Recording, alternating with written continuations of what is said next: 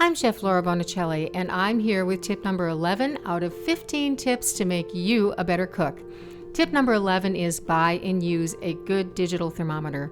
Sure, experienced cooks and chefs have a sixth sense about when food is optimally cooked. They can smell, see, feel, and even hear when food is done. But that's because they do it all the time and they have the experience.